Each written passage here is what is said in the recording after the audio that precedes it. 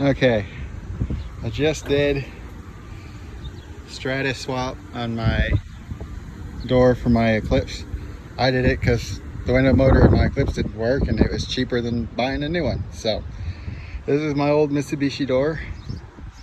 They hook right up to each other. The only thing you got to change is the glass, because this glass comes up and then it keeps going up a lot higher over here than on the Mitsubishi door.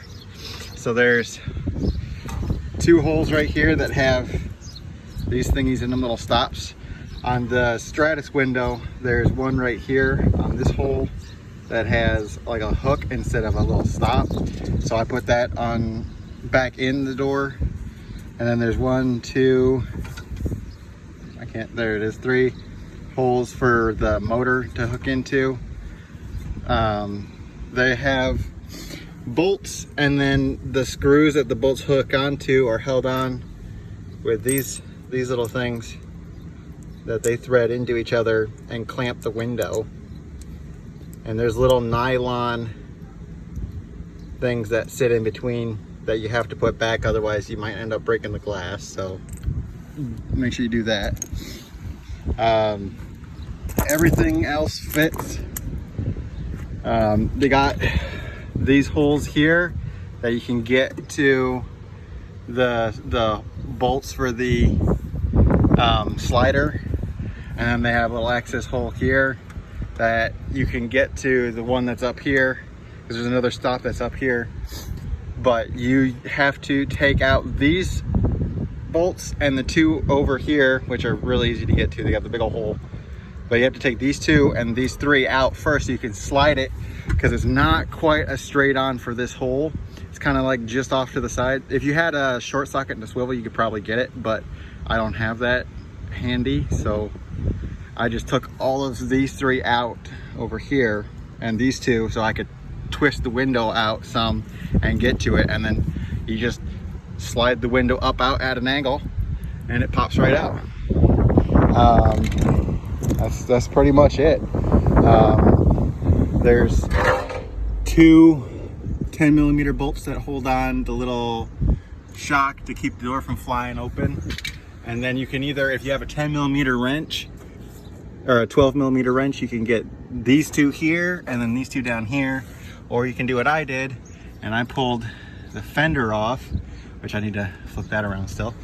But I pulled the fender off, and then, I don't know if you can see it, there's 2 12mm bolts that hold on that hinge, and the same thing down in there's 2 12mm bolts. And what I did is I just popped the 10mm bolts that are up here and the one that's right here, and pop the fender out some so I could get to those. So that way, when I put the door on, I can have it closed like that, take the bolts out, and then just, so that way the door doesn't automatically fall, so I can grab it and then pull the handle, and then the door will drop. And then on both doors, there's a little plug so you don't have to do any of the wiring. And that plug is in, this is your dash. It's right down right here. That's it right there. And you just got a little squeeze thing on the back side of it. On the back side here, there's a little squeeze you'll feel. You squeeze it and you pull it out, and then it slides out this hole right here. That's the boot. It'll slide right out there on the door handle side, or on the door jamb. There's a whole bunch of other little random wires that are for some reason not tucked up, but I'll fix that later.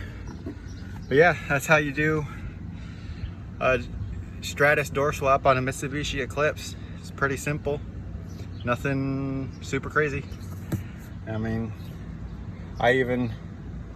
these are the buttons from my door, because the buttons that came on the Stratus door were busted.